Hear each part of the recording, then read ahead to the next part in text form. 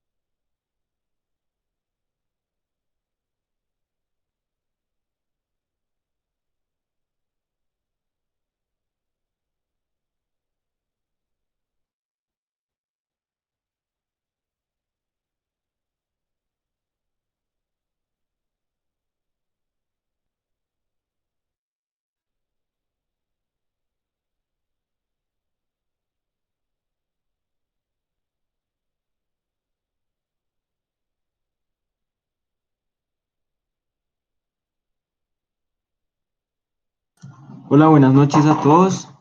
Ya vamos a comenzar con la presentación a cargo de Gabriela Herrera y Valentina Torres. Pues damos inicio. Gracias a todos por estar acá.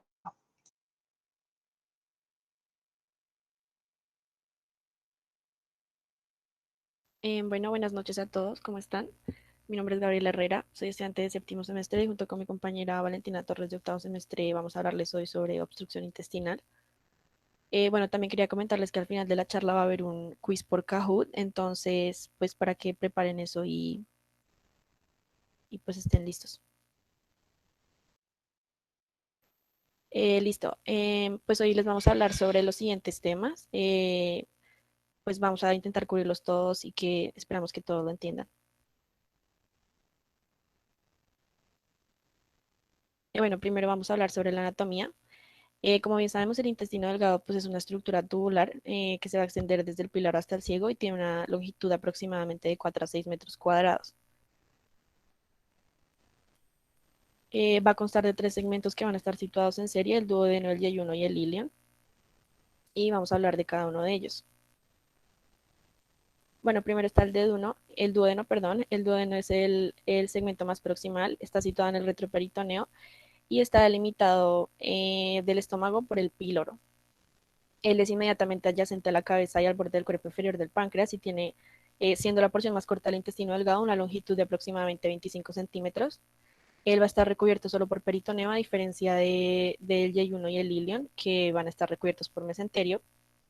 Y se va a dividir en cuatro porciones que van a ser la superior, la descendente, la horizontal y la ascendente. Al unirse con el yeyuno va a formar la flexión duodeno-yeyunal. Bueno, luego está el yeyuno, como ya les mencioné, es la segunda porción, está delimitado por el ligamento de Treitz y está está dentro de la cavidad peritoneal fijada al retroperitoneo a través del mesenterio, que como bien sabemos es un pliegue extenso de peritoneo y este le va a permitir un movimiento mucho más liberal tanto al yeyuno como al ilion. Este va a ser mucho más largo que el ilion, mucho más vascularizado y va a ser mucho más prominente en cuanto a sus vellosidades y en cuanto a sus pliegues.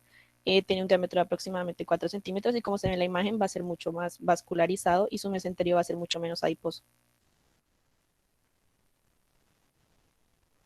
Bueno, luego sigue el ilion, que va a ser la última porción.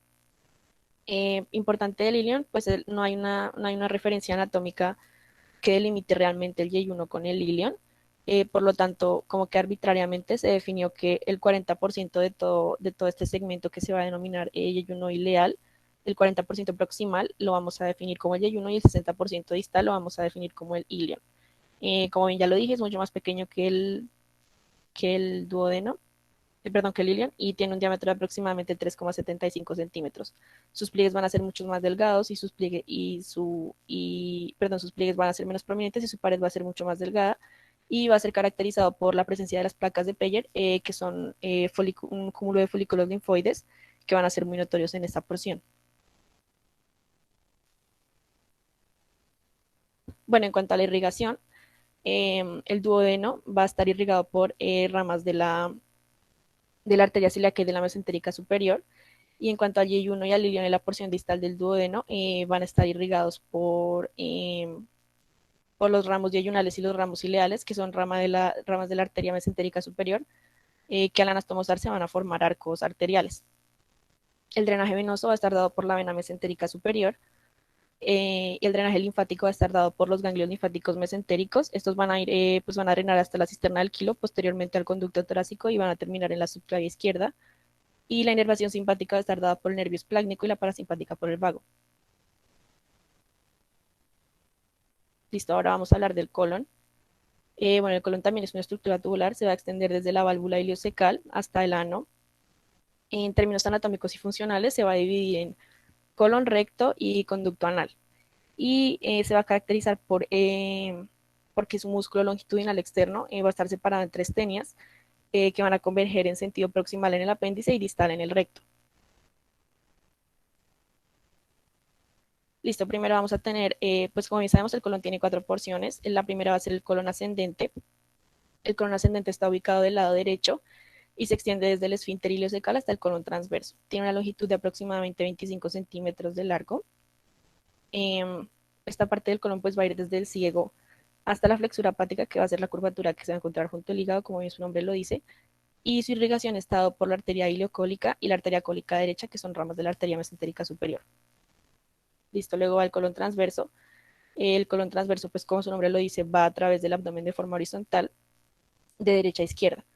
Se va a dividir en tres partes que van a ser la flexura cólica derecha, la unión del colon ascendente con el colon transverso, la cólica izquierda, la unión del colon transverso con el colon descendente y la flexura cólica superior. La flexura cólica izquierda también se conoce como la flexura esplénica porque está relacionada, como su nombre lo dice, con el vaso.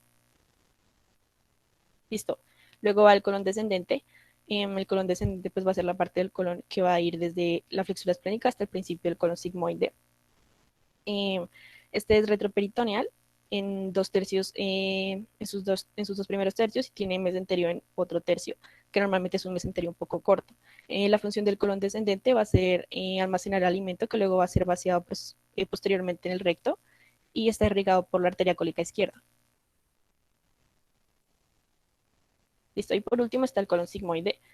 Es la última porción del colon y lleva este nombre porque tiene forma de S, como se ve en la imagen. Se va a unir al recto y va a desembocar en el canal anal. Las paredes de esta porción del colon son musculares, por lo cual se van a contraer y van a incrementar la presión del interior del colon, haciendo que las heces se muevan hacia el recto. Esta porción va a estar irrigada por varias ramas, primero las arterias sigmoideas y también por una pequeña rama de la mesentérica inferior. Bueno, entonces ahora recordando un poco de la histología de la pared del intestino delgado, este consiste en 4 capas. Pues la primera está cerca de la mucosa, la submucosa, la muscular externa y la muscular serosa. Recordar que la serosa está constituida por células mesoteliales y esta va a ser parte del peritoneo visceral. La muscular propia, que consta de 2 partes, la capa longitudinal y la capa circular. La submucosa y la membrana mucosa, la cual está organizada en vellosidades y criptas. Estas vellosidades son prominencias digitiformes del epitelio y de la lámina propia subyacente, las cuales van a contener vasos sanguíneos y linfáticos, que posteriormente se van a extender hacia la luz intestinal. Entonces, dentro de las células que componen la pared del intestino, encontramos los enterocitos, las cuales son células de absorción que predominan en el epitelio, las células caliciformes, las cuales producen mucina, que van a actuar en forma de defensa de la mucosa contra agentes patógenos, las células de panel que producen gránulos secretores que contienen factores de crecimiento, enzimas digestivas y péptidos antimicrobianos, y finalmente las células M y los linfocitos intraepiteliales que también hacen parte del epitelio. Listo. Ahora vamos a continuar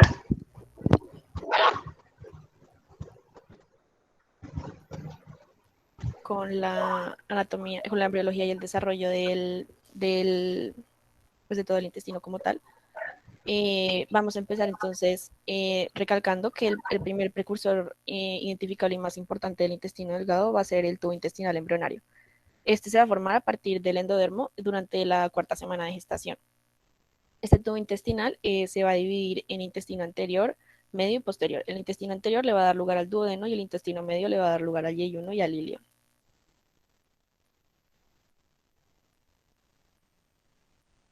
Listo. Entonces vamos a iniciar en la 3ª semana. En la 3ª semana, el sistema vascular vitelino, que proviene de los vasos formados del mesodermo, va a dar paso a las arterias y a las venas celíacas y mesentéricas superiores. También, pues aparte de esto, en la 3ª semana las células de la cresta neural van a migrar, alejándose del tubo neural y formando las neuronas que ya están en el intestino delgado.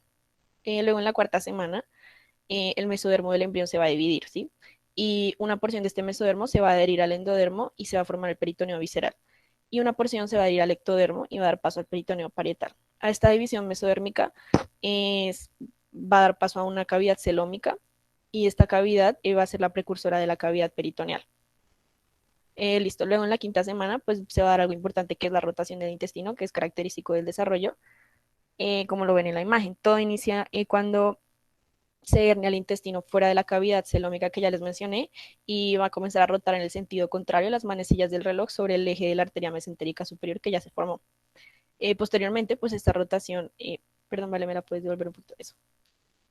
Pues posteriormente con esta rotación que se está dando, la rotación se va a seguir dando y el colon transverso se va a posicionar delante del duodeno que también está en desarrollo.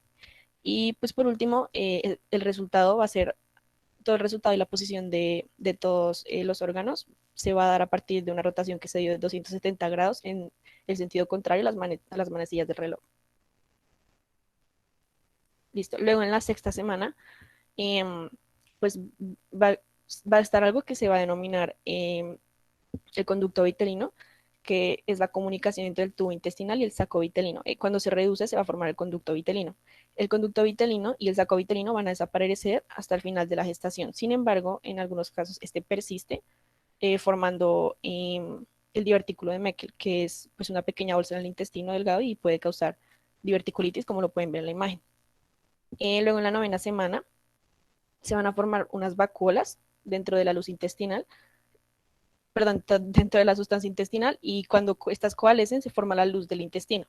Cuando hay errores en esta parte del desarrollo, pues esto da paso a defectos como membranas o estenosis intestinales que persisten posterior al nacimiento. También durante esta semana, el epitelio intestinal va a desarrollar las características específicas del intestino, que son la estructura de cripta y las vellosidades. Y por último, en la 12ª semana, pues ya la organogénesis va a estar terminada. Entonces es importante que recordemos algunas de las funciones del intestino. Entonces, como principal función tenemos la digestión y absorción de diferentes elementos. Uno de estos es la secreción y absorción de agua y electrolitos, que normalmente a diario entran de 8 a 9 litros de líquido, y en condiciones normales el intestino delgado va a absorber el 80% de estos, dejando que alrededor de 1.5 litros pasen al colon. Respecto a la digestión y absorción de carbohidratos, pues aquí como en una imagen, en la mayor cantidad de carbohidratos que ingerimos están en forma de almidón, entonces estos necesitan una digestión a partir de la amilasa salival y posteriormente la amilasa pancreática, que pues se va a encontrar a nivel intestinal. Entonces, posteriormente, pues en el borde del cepillo encontramos las hidrolasas, las cuales nos van a hacer el proceso de estos tres monosacáridos, que son la glucosa, galactosa y fructosa, para así generar una absorción. Hablando sobre la digestión y la absorción de las proteínas, entonces esta digestión va a iniciar en el estómago por medio de las pepsinas, que posteriormente va a continuar en el duodeno con la acción de las peptidasas pancreáticas, las cuales van a estar alojadas en el borde del cepillo. Y pues también es importante recalcar que en presencia de los ácidos biliares, en el borde del cepillo de la membrana intestinal se va a liberar enterocinasa, la cual va a llevar a la catalización de la conversión a tripsina, activando pues otras proteasas. Y ya finalmente para la absorción de las grasas, es importante mencionar que más del 94% de las grasas que ingerimos se van a absorber a nivel del yeyuno proximal, y pues su principal sitio de absorción se va a dar en el yeyuno, y asimismo la acción de las sales biliares se van a absorber por un proceso activo en el ilion distal. Entonces, otras de las funciones son a nivel de la función de barrera inmunitaria, entre los cuales van a haber varios factores. Entonces, uno de estos es la inmunoglobulina A, también se encuentra en las mucinas, la impermeabilidad relativa del borde de cepillo de la membrana y uniones estrechas a macromoléculas que van a impedir el paso de bacterias. Respecto a la motilidad, entonces la muscular propia va a generar diversas contracciones que originan la peristalsis del intestino delgado y finalmente la función endocrina.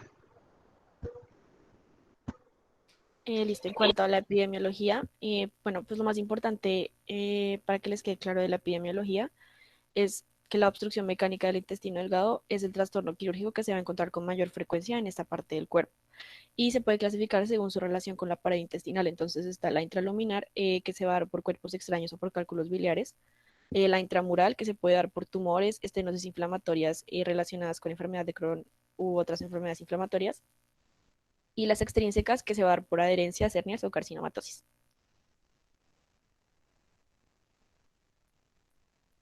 Bueno, lo más importante aquí es, pues, que les quede claro que las adherencias intraabdominales causadas por intervenciones quirúrgicas van a representar el 75% de los casos de obstrucción del intestino delgado, haciéndolo pues la causa más frecuente de obstrucción intestinal. En Estados Unidos, más de 300.000 pacientes se van a someter a una cirugía cada año para corregir la obstrucción del intestino delgado causado por adherencias. Y pues entre las causas menos frecuentes de obstrucción intestinal, pues van a estar las hernias y la obstrucción neoplásica. Y entre las más frecuentes, como ya les dije, pues están las adherencias o los vólvulos y la intusepción. Bueno, en cuanto a las anormalidades congénitas, lo que es que claro es que generalmente estas se van a manifestar en la infancia.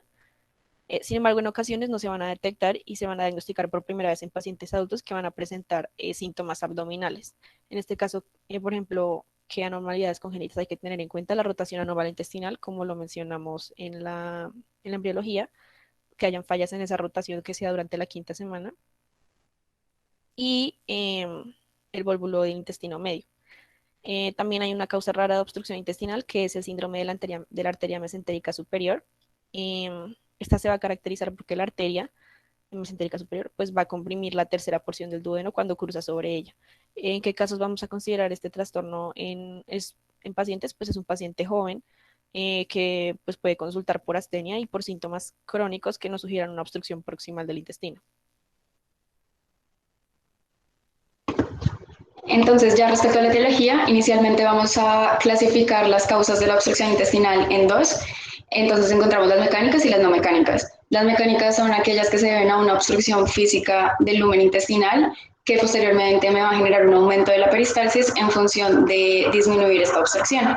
Entonces, dentro de las causas más comunes encontramos las adherencias, hernias, tumores, vólvulos y estenosis. Y dentro de las causas no mecánicas se dan posterior a una disminución o a la ausencia de peristalsis debido a una alteración de la transmisión neuromuscular de la inervación parasimpática del intestino. Entonces, esta se puede subclasificar en ilioparalítico y en una pseudoobstrucción intestinal.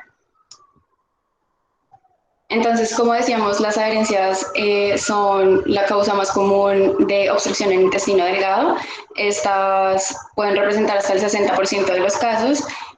Van a ser comunes posterior a cirugías abdominales como resultado de un proceso de sanación de heridas, y se estima que el riesgo de desarrollar obstrucción del intestino delgado posterior a una apendicectomía abierta o una policistectomía va desde el 1 hasta el 10%. Y posterior a una resección colónica mayor, pues puede alcanzar hasta un 25%.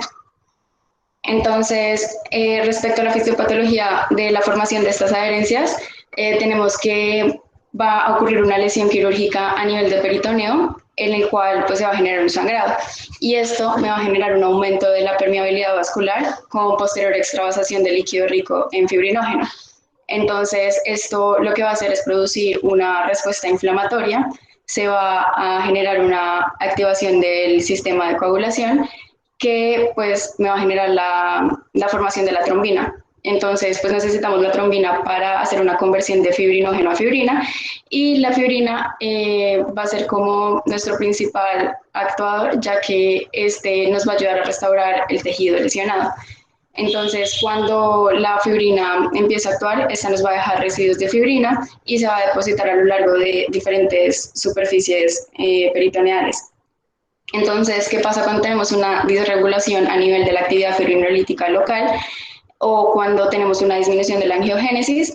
Es que pues vamos a tener persistencia de la matriz fibrinosa, y pues esto nos va a generar las adhesiones fibrosas. Entonces, la clasificación de las adherencias más utilizada a nivel de cirugía general es el puntaje de adhesión según Stockholm y colaboradores, en el cual pues vamos a clasificar de acuerdo a unos grados, en donde el grado 0 es cuando no tenemos adherencias o estas adherencias son insignificantes.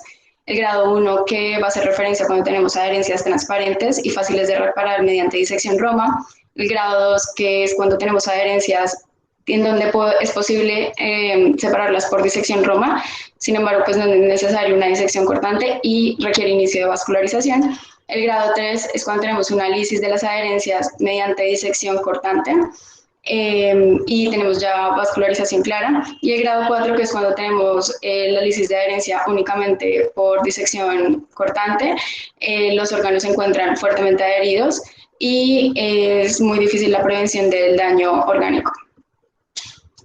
Entonces, otra puntuación que también es muy utilizada es el índice de adhesión peritoneal, la cual nos va a permitir medir la tenacidad en una escala con un puntaje de 1 a 3 en 10 sitios. Entonces, esto nos sirve para integrar la tenacidad y la extensión de las adherencias.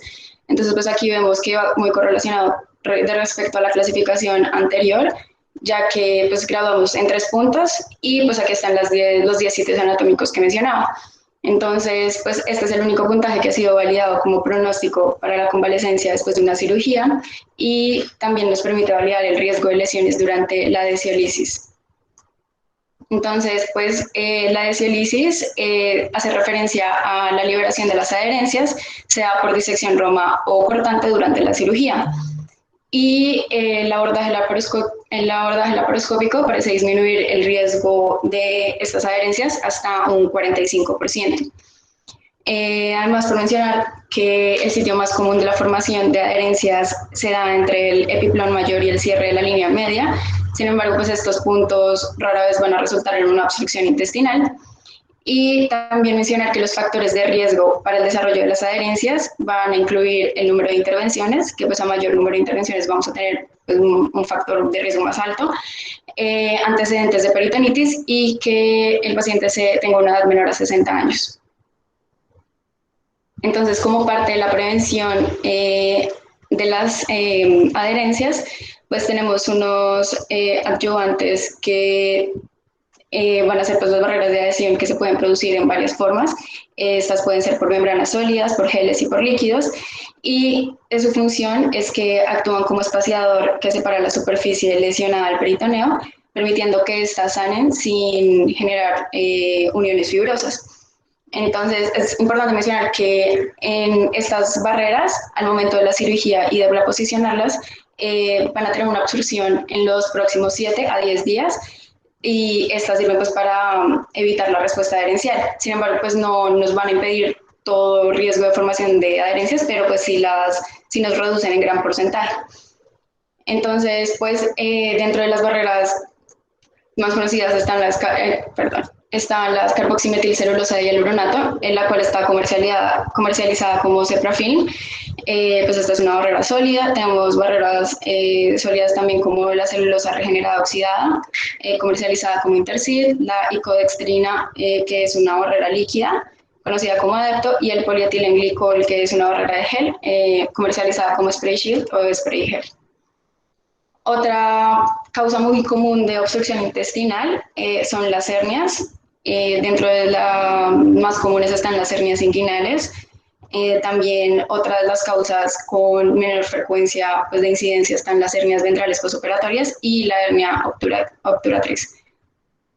Ya hablando respecto a la etiología de la obstrucción colónica, entonces dentro de esta categoría podemos encontrar etiologías como el cáncer, en donde el adenocarcinoma colorectal es la causa más común de obstrucción en este grupo y puede alcanzar hasta un 60% de los casos. La enfermedad diverticular es una causa benigna común en donde pues, se puede presentar por estenosis diverticular, afectando generalmente al colon sigmoides, y los vólvulos, en donde pues, tenemos el vólvulo sigmoides, que es el que ven aquí en la imagen, en la radiografía, que pues, es una imagen muy característica conocida como el grano de café, y esta generalmente ocurre en adultos mayores o en personas que están enfermas, la cual va a reflejar la inercia colónica, la cual pues permite que se dé el giro sobre su mesenterio y así pues se dé la obstrucción.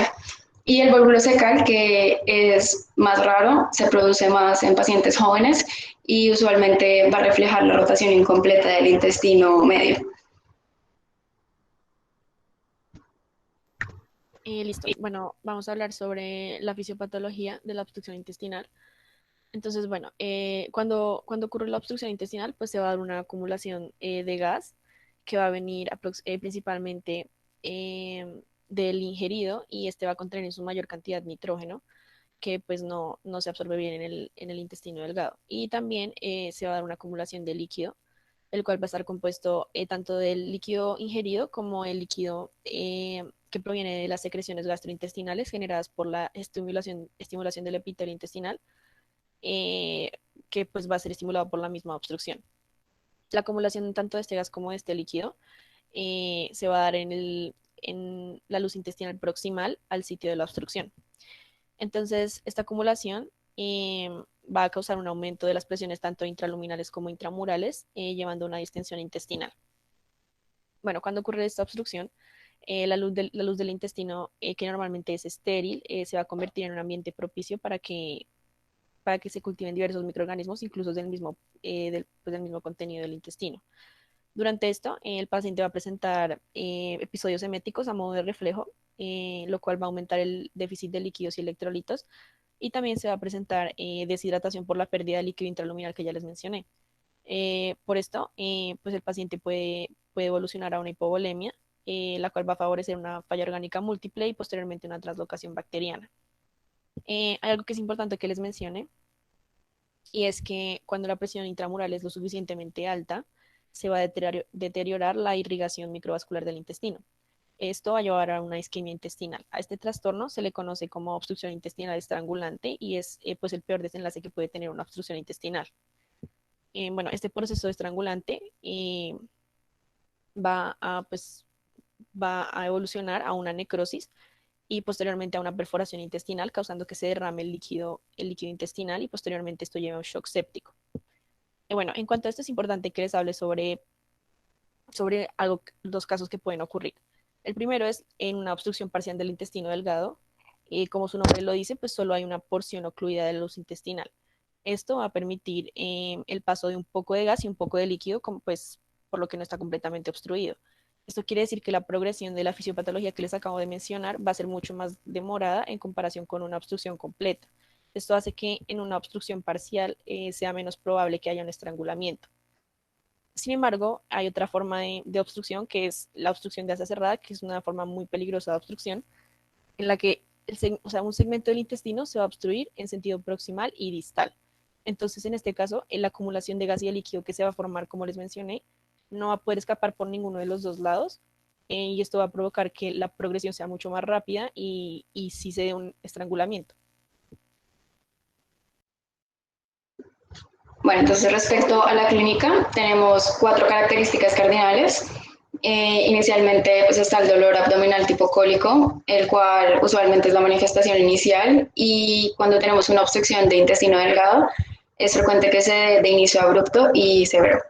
Respecto, bueno, el siguiente síntoma es el vómito. Este podemos encontrarlo manifestado de diferentes maneras. Entonces, cuando la mesis tiene contenido estomacal sin digerir, nos puede indicar una obstrucción del tracto de salida gástrico. Cuando el vómito es bilioso, podemos tener una obstrucción intestinal alta. Y cuando este es fecaloide, puede indicarnos una obstrucción más distal con válvula ileocecal competente. El siguiente signo es la distensión abdominal, la cual entre más distal es la obstrucción y más largo sea el episodio, vamos a tener un mayor grado de distensión abdominal. Y la constipación, que es cuando tenemos ausencia de heces o de flatos. Listo. Ahora vamos a hablar sobre el diagnóstico.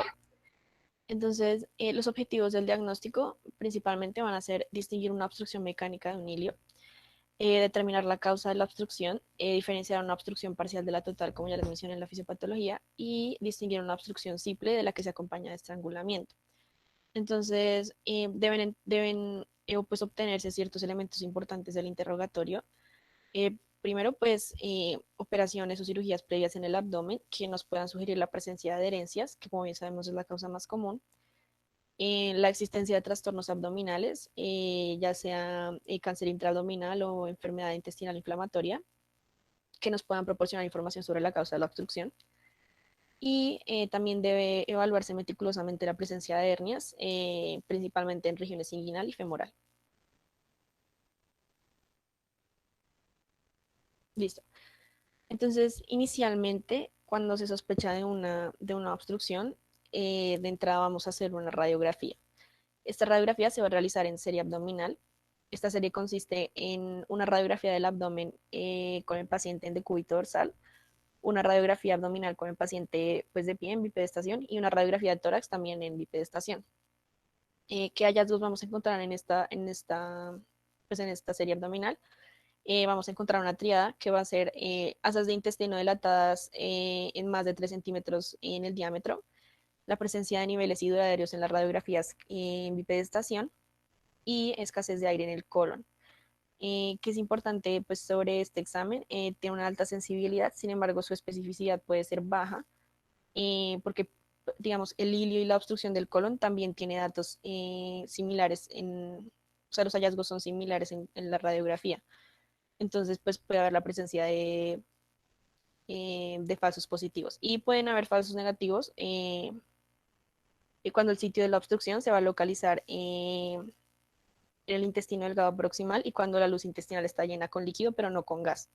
Esto va a impedir que se vean los niveles hidroaéreos y pues que nos dé un resultado incorrecto. Sin embargo, con todo esto que les estoy diciendo, no descarten o no piensen que la radiografía no sirve porque a pesar de todas, pues digamos, de estas limitaciones que les mencioné, la radiografía sigue siendo un estudio muy importante, pues primero por la amplia disponibilidad que tiene y también por el bajo costo que representa.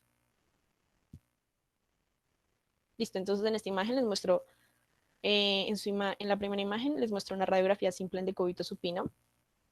Esta va a mostrar una dilatación de asa de intestino delgado en el cuadrante superior derecho del abdomen. Y en la segunda imagen les muestro esta radiografía semipedestación y esto nos confirma la presencia de niveles hidroaéreos en las asas del intestino delgado y del estómago. Todo esto pues compatible con una obstrucción de intestino delgado. Listo, ahora viene la tomografía computarizada, también un examen muy importante para el diagnóstico de la obstrucción. La tomografía computarizada nos va a dar una valoración total del abdomen y por consiguiente nos puede revelar en algunas ocasiones la causa de la obstrucción. ¿Qué se debe tener en cuenta para realizarla? Pues es muy importante tener en cuenta la función renal del paciente antes de realizar una tomografía con contraste. Debemos siempre pedir una creatinina previa y una creatinina posterior a la tomografía y también es importante que les quede claro que en pacientes prerrenales, con falla prerrenal, perdón, esos pacientes deben estar hidratados antes de realizar este examen. Este examen se va a realizar con un contraste necesariamente hidrosoluble y con protocolo de obstrucción que consiste en administrar el medio de contraste y esperar 4 horas antes de tomar la tomografía. Bueno, también pues este examen sirve, bueno, el examen no, el medio de contraste hidrosoluble sirve como terapéutico por su hiperosmolaridad y también tiene un valor pronóstico, ya que pues varios estudios han revelado que la aparición del contraste en el colon 24 horas después de administrarlo nos va a predecir una resolución no quirúrgica de la obstrucción. Bueno, los hallazgos que vamos a encontrar en la tomografía van a ser principalmente una zona de transición discreta con dilatación proximal del intestino, una descompresión distal del intestino, un contraste intraluminal que no pasa más allá de la zona de transición y un colon con un poco de gas o líquido.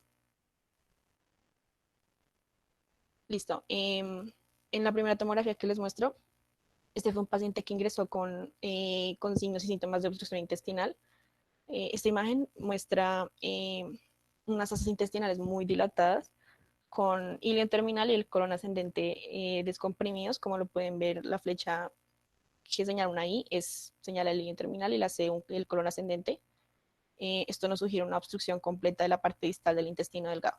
En la segunda, este paciente ingresó con un dolor abdominal crónico de varios meses de evolución y episodios eméticos intermitentes. Esta imagen nos muestra, bueno, las asas intestinales proximales están bastante dilatadas del lado izquierdo, lo muestra la flecha gruesa, y las asas intestinales descomprimidas del lado derecho la muestran la flecha delgada. Esto pues es una evidencia de una obstrucción crónica. Listo. Bueno, en la tomografía computarizada también es importante dos hallazgos que ya les mencioné, que son la obstrucción en asa cerrada y el estrangulamiento, que son los desenlaces graves de la obstrucción. Bueno, si ustedes encuentran en la tomografía la presencia de una asa intestinal dilatada en forma de U de C y que está acompañada de una distribución radial de los vasos mesentéricos que van a converger en el mismo punto de torsión, esto nos va a indicar una obstrucción en asa cerrada. En cambio, los hallazgos que me hacen pensar en un estrangulamiento van a ser la pared intestinal engrosada, una neumatosis intestinal, un gas en la vena porta, opacidad mesentérica y captación deficiente del contraste intravenoso en la pared del intestino afectado. Listo. Bueno, en esta tomografía lo que les muestra la flecha es una neumatosis intestinal, que quiere decir que hay aire en la pared de los intestinos.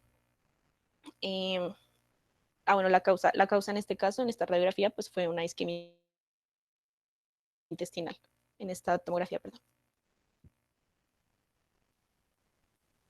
Listo. Y por último está el tránsito intestinal. Este examen también es de importancia y pues también nos puede ayudar a diagnosticar. Va a ser muy útil en los casos de obstrucción de grado bajo o parcial, en la que no hay una obstrucción total.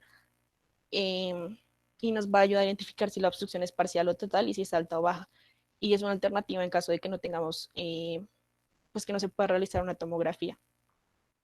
Bueno, se debe administrar un contraste hidrosoluble necesariamente también, igual que en la tomografía, esto porque puede haber una perforación intestinal. Y pues es importante recalcar que para identificar si es parcial o total, pues el tránsito del contraste debe durar más de 8 horas para considerar una obstrucción total. Bueno, en cuanto al diagnóstico diferencial, pues estos son ciertos casos en que nos pueden indicar similitudes con una obstrucción intestinal, pero que no necesariamente son una obstrucción intestinal. Primero va a ser el hilio paralítico, que se va a presentar con un dolor difuso y constante, no intenso, con abdomen distendido y ligeramente sensible a signos de irritación peritoneal. Luego está el ilirio reflejo, que puede aparecer de forma espontánea o puede aparecer por procesos inflamatorios, ya sea como apendicitis o como colecistitis. Bueno, también está la obstrucción del colon, se va a presentar con estreñimiento y con distensión abdominal, un dolor tipo cólico similar al de la obstrucción de intestino delgado y un episodio emético con menor frecuencia, con menor intensidad. También está la pancreatitis hemorrágica y trastornos vasculares como la presencia de trombosis, las pseudoobstrucciones intestinales. Estas son enfermedades con signos y síntomas de obstrucción intestinal, sin embargo no hay la presencia de una obstrucción. Por ejemplo, la pseudoobstrucción aguda del colon, que va a ser idiopática y que va a estar asociada pues a esclerodermia, a lupus, a abuso de drogas e incluso al uso de medicación psiquiátrica. Y por último, la neuropatía visceral familiar, en la que hay una degeneración de axones y neuronas del plejo mesentérico y esto va a causar ataques recurrentes de episodio emético y distensión abdominal. Bueno, entonces ya hablando respecto al tratamiento, entonces pues vamos a dividirlo en un tratamiento no quirúrgico y el tratamiento quirúrgico. Entonces, inicialmente, pues debemos enfocar a todo paciente con una obstrucción intestinal frente pues, a un tratamiento conservador. Y aquellos pacientes que inmediatamente se van a ir a cirugía son aquellos que tienen signos de peritonitis, estrangulación o pues tienen isquemia intestinal. Entonces, en el tratamiento convencional, vamos a continuarlo hasta las 48 o 72 horas y ver si el paciente mejora. Entonces, este consiste en la descompresión por sonda nasogástrica. Entonces, inicialmente vamos a dar una indicación sin vía oral. Se coloca la sonda nasogástrica para así aliviar las náuseas y la emesis. Y también la medición de las pérdidas por medio de la sonda nasogástrica nos va a ayudar a guiar la reposición de líquidos. También mencionar que cuando tenemos un volumen por medio de la sonda nasogástrica mayor a 500 mililitros, pues va a tener una indicación quirúrgica. El otro punto es la reanimación hídrica y la corrección electrolítica. Y finalmente, pues un soporte nutricional parenteral y la prevención de la aspiración. Frente pues, al tratamiento quirúrgico, entonces, pues inicialmente mencionar que pues como pilar tenemos claramente la cirugía laparoscópica, ya que esta nos ofrece varios beneficios. Dentro de estos tenemos una formación de adherencias menos extensa, tenemos el retorno más temprano de las deposiciones, una reducción del dolor posoperatorio mejor versus la cirugía abierta y una estancia hospitalaria más corta. Entonces, como les mencionaba anteriormente, una de las indicaciones son el paciente con manifestación de estrangulación y estos deben ser intervenidos posterior a que hagamos una resucitación hidroelectrolítica adecuada. Entonces, dentro de los signos de la isquemia encontramos taquicardia, sensibilidad localizada en peritoneo, fiebre y leucocitosis. Y pues los predictores para un tratamiento laparoscópico exitoso que nos mencionaba la guía de Boloña era que el paciente tuviera menos de 2 laparotomías en la historia, apendicectomía como operación previa, y pues en aquellos pacientes que habían sido tratados previamente con radioterapia íbamos a tener una adhesiólisis laparoscópica más complicada. Entonces, bueno, como les decía, inicialmente pues está indicado el abordaje laparoscópico. Sin embargo, de acuerdo a la etiología de cada paciente, pues se debe individualizar. Entonces, cuando tenemos una obstrucción en un paciente dado por una hernia femoral o inguinal, debemos repararlos localmente, inspeccionar el intestino dentro del saco y asegurar de que éste sea viable. Entonces, los signos que nos van a indicar viabilidad intestinal son la coloración rosa, la peristalsis presente, una superficie serosa brillosa y la pulsación mesentérica. También cuando en la laparotomía se busca un punto de transición entre intestino dilatado y colapsado, puede ocurrir debajo de la adhesión de una banda o a través de una hernia interna y por lo tanto pues vamos a dividir la banda, se reduce la hernia y posteriormente se va a reparar el defecto. Frente a tumores, entonces estos deben resecarse o evitarlos si no es posible. Frente a un cálculo biliar o algún otro cuerpo extraño, se debe recuperar mediante una enterotomía transversal y después de que se haga pues una resección de intestino delgado, se debe realizar una anastomosis siempre y cuando el paciente se encuentre estable. Entonces, es decir, que no tenga ningún soporte inotrópico, que no tenga depresión nutricional y que no se encuentre una terapia inmunosupresora importante. Respecto al manejo de la obstrucción en el intestino grueso, generalmente se va a requerir cirugía definitiva. Entonces, pues si tenemos una válvula ileocecal incompetente que ocurre dentro de un 20 a un 30%, el colon se puede descomprimir hacia el intestino delgado. Si hay un desgarro seroso significativo del ciego, por medio de una laparotomía se puede considerar una colectomía subtotal. Y cuando las lesiones derechas o transversales están presentes, pues se pueden tratar por medio de una hemicolectomía derecha. Entonces, pues aquí en la imagen vemos una obstrucción a nivel del colon transverso, en donde pues, sea posterior a un cáncer que generó la estenosis del colon. Otro abordaje que se puede realizar en intestino grueso es la colocación de un stent. Este se puede utilizar en aquellos pacientes que se encuentran en tratamiento paliativo, que tienen una metástasis significativa y que pues no se va a beneficiar de un tratamiento quirúrgico. Y también en aquellos pacientes que no son aptos para cirugía.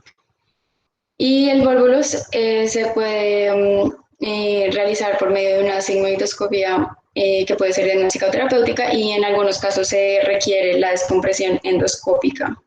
Entonces aquí pues vemos un volvulus del sigmoides. Listo. Bueno, como está la prevención.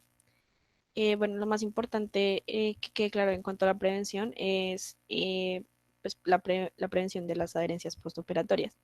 Estas, ¿cómo se previenen? Pues primero con una técnica quirúrgica adecuada, un manejo cuidadoso del tejido y el uso de exposición mínima del peritoneo a cuerpos extraños. También pues se prefiere el uso de cirugía laparoscópica siempre que sea posible, ya que la cirugía abierta pues está asociada con un incremento del riesgo de obstrucción del intestino delgado. Y por último, como bien ya lo mencionó mi compañera antes, el uso de agentes de barrera, ya sea basados en hialuronato o en carboximetilcelulosa, pues este va a disminuir la incidencia de las adherencias intestinales postoperatorias. Sin embargo, pues el uso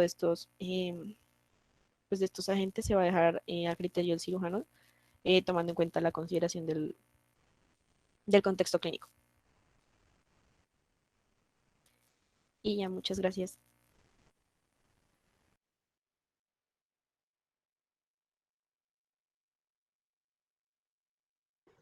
Listo, entonces pues ahora vamos a hacer el Kahoot como referente a la charla que acabamos de tener.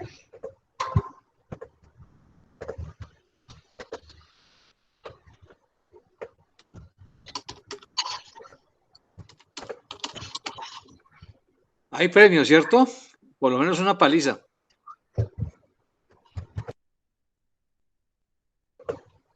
Sí, doctor.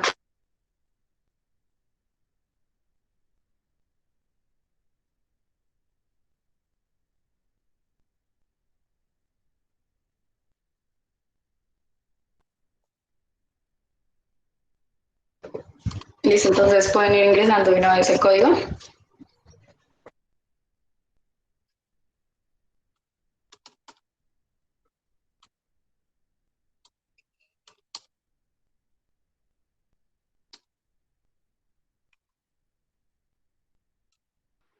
¿Cuál es el código? Qué pena, buenas noches.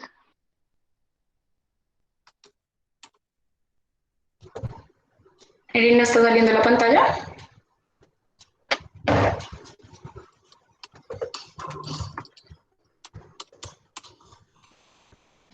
Sí, pero pues en lo que yo veo no me aparece el código. Espera un segundo.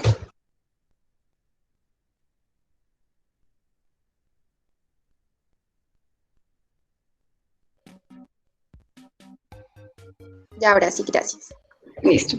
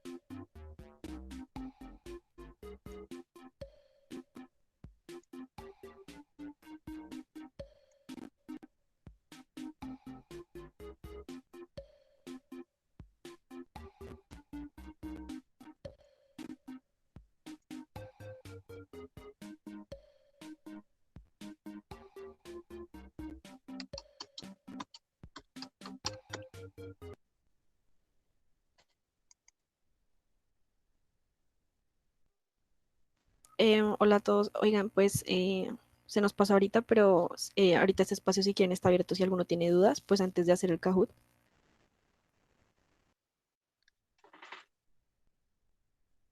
Si quieres, termina el Kahoot y después terminamos las dudas. Ah, bueno, listo, Doc. Entonces, dale, vale, de una vez.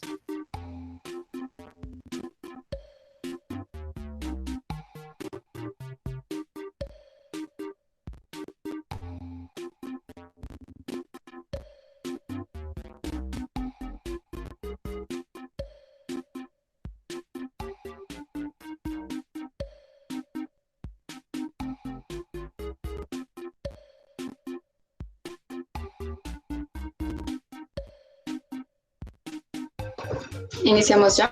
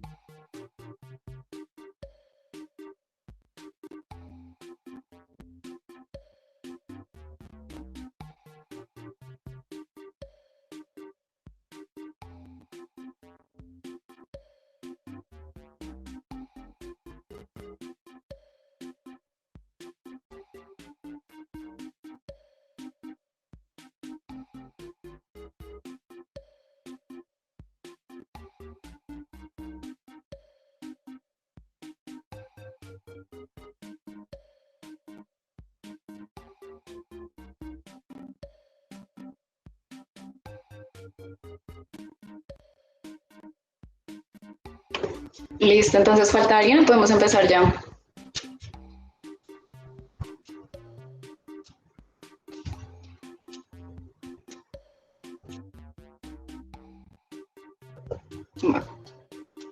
Yo creo que ya hay suficiente tiempo con los que hay.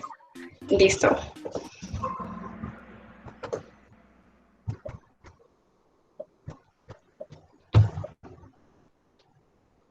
Bueno, entonces la primera pregunta hace referencia a un caso clínico, el cual es un paciente masculino de 55 años, quien refiere inicio de sintomatología actual hace 3 años, cuando posterior a colecistectomía abierta presenta episodios de dolor abdominal tipo cólico difuso asociado con náuseas y vómitos y constipación que resuelve espontáneamente. Actualmente consulta por presentar un nuevo episodio de dolor de una semana de evolución, exacerbado con su sintomatología, asociado con múltiples episodios eméticos y retención de desde hace 4 días. Entonces, ¿cuál es la patología que sospecha?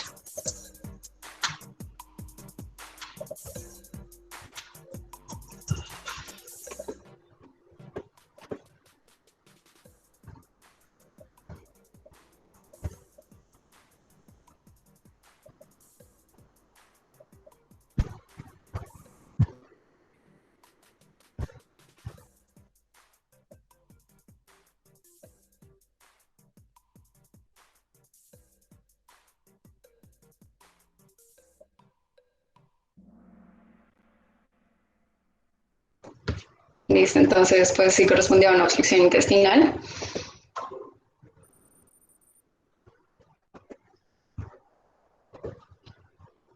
Entonces, teniendo en cuenta la respuesta anterior y respecto a los antecedentes del paciente, que son patológicos hipertensión arterial, quirúrgicos colecistectomía abierta en 2018, apendicectomía laparoscópica, farmacológicos losartán y pues toxicológicos y traumáticos niega. Entonces, ¿qué etiología sospecha en este paciente?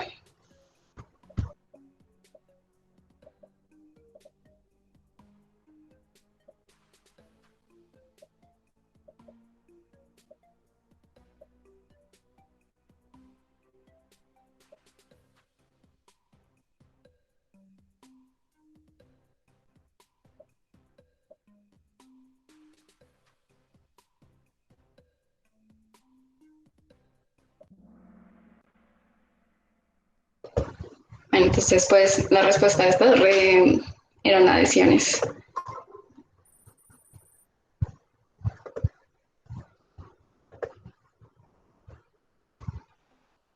Entonces, la causa más probable de esta etiología, que decíamos eran adhesiones, ¿cuál es?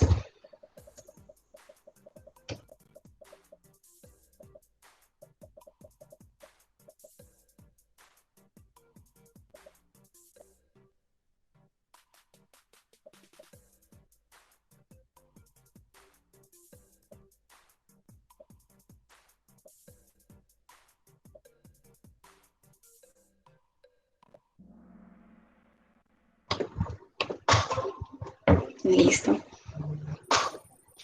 Entonces, pues, claramente esto correspondía a los antecedentes de la cirugía abierta y pues también la apendicectomía.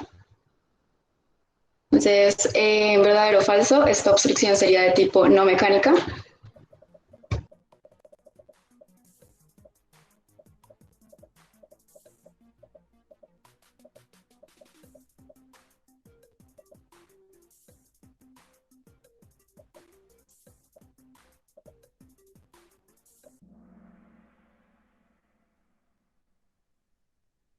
Entonces, respecto a esto, pues recordemos que dentro de las adhesiones corresponden pues, a una etiología de tipo mecánica.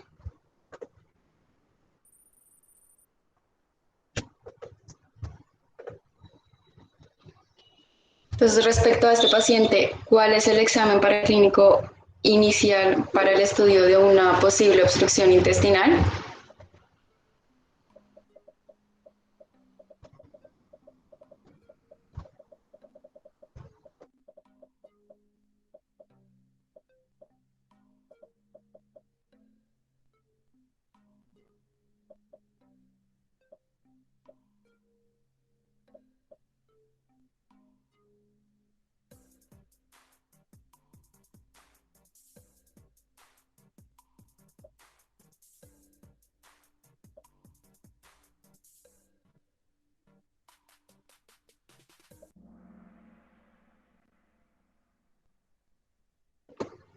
Bueno, entonces aquí recordemos que la pregunta hacía referencia al paraclínico inicial, el cual pues va a corresponder a una radiografía de abdomen, endocúbito dorsal, bipedestación y radiografía de tórax, en bipedestación también.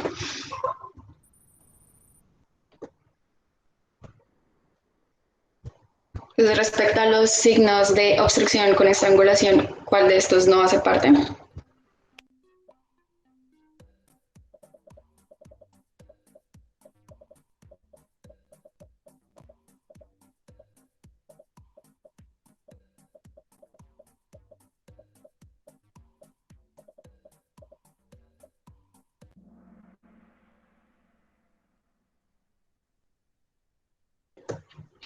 Listo, pues aquí recordemos que los 4 síntomas que les habíamos mencionado eran la fiebre, leucocitosis, taquicardia y pues, los signos de irritación peritoneal.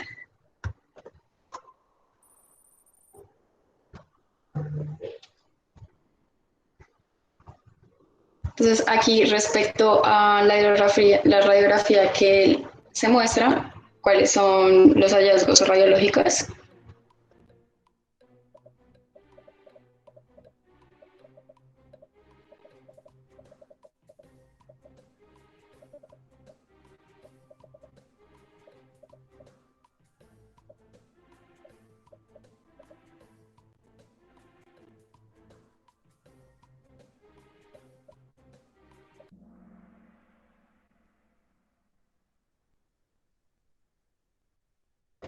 Bueno, pues esta radiografía hacía referencia a las asas del intestino delgado que Gabriela les había mostrado esta imagen anteriormente.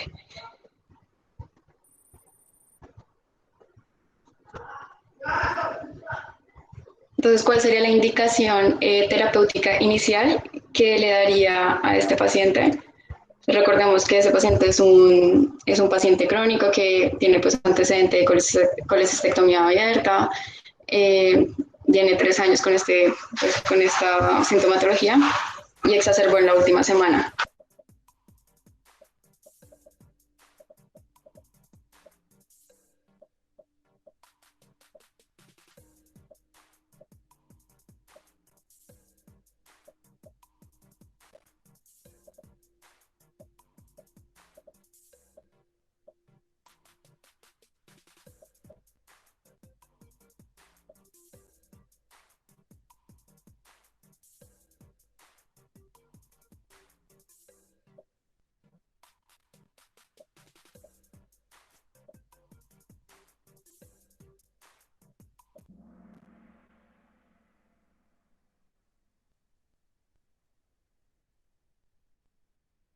Bueno, pues aquí para mencionar que, como les decía, este era un paciente crónico, entonces pues inicialmente vamos a manejarlo de manera pues, convencional, entonces pues inicialmente vamos a tener una observación de 72 horas y no lo vamos a llevar de una vez a cirugía.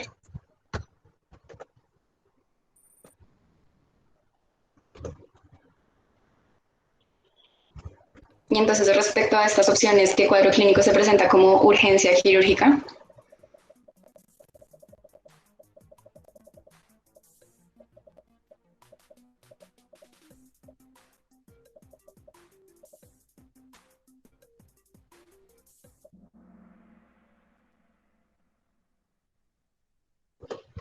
Bueno, entonces como la mayoría pues, contestó, sí se trata de una obstrucción con estrangulación.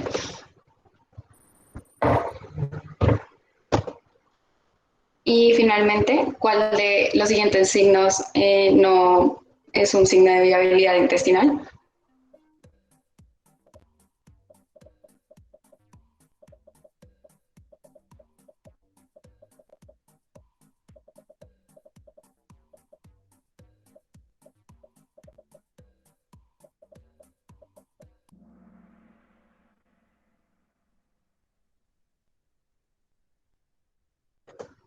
Listo, entonces pues efectivamente esta corresponde a la ausencia de peristalsis.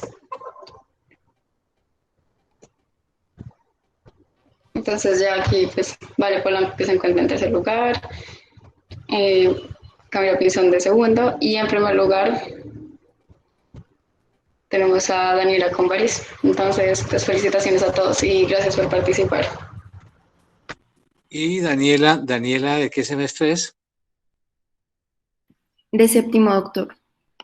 Ah, muy bien, entonces ya estaba en la clase. Muy bien.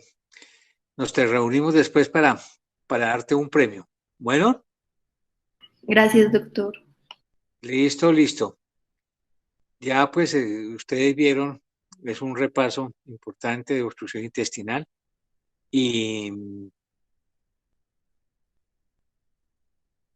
y cualquier pregunta háganla de una vez abierto, por favor.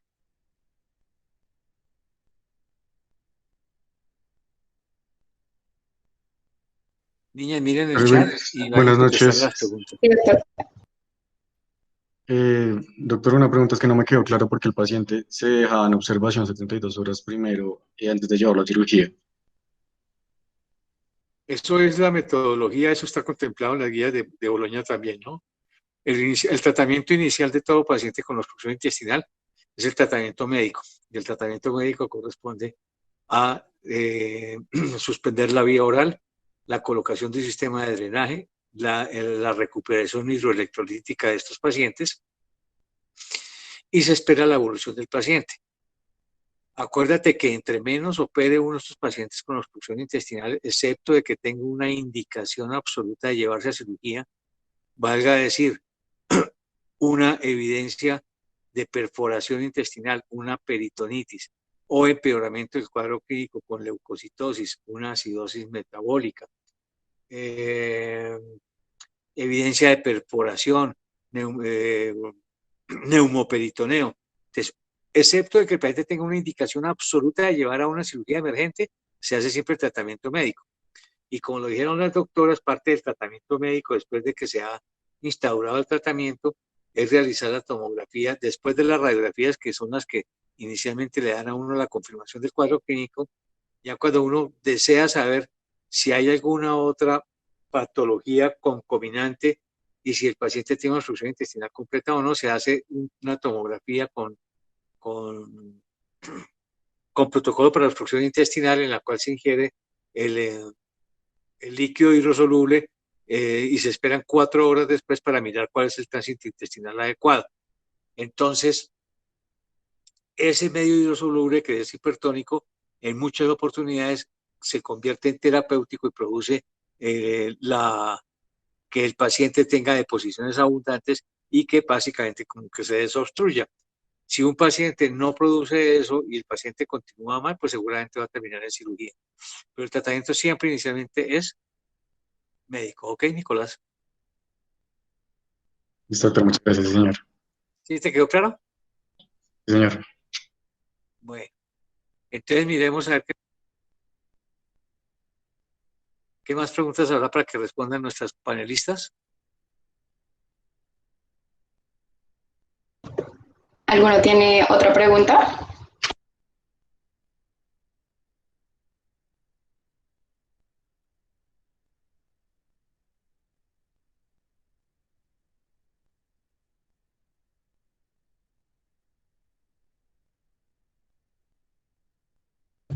Pues doctor, por el momento en el chat no hay ninguna otra pregunta, entonces creo que no hay más dudas.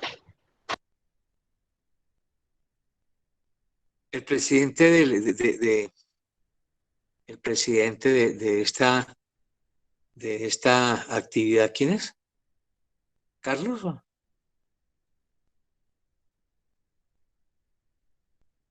Es Andrés Doncel y Camila Pinzón, doctor. Ah, bueno, comentario de ellos. Bueno, profe, buenas noches a todos. Pues no, ningún comentario, excelente charla, me pareció muy bueno el abordaje que se hizo. De verdad, pues es algo bastante importante en la práctica y es algo que siempre tenemos que tener en cuenta. Lo más importante, pues, esas indicaciones que manejo que dieron, pues al final me parecen bastante claras. Entonces, pues nada, felicitarlas y pues a usted, profe, también, muchas gracias por acompañarnos en la actividad. No, con gusto, para eso estamos. Que cada día tengamos más encuentros de estos para que queden claros los temas y poderles ayudar en el avance de su conocimiento. Bueno, Sí, doctor, muchas gracias por su tiempo y a todos por asistir. Y pues a las chicas, una excelente revisión. Gracias. no, señora María Camila, con mucho gusto.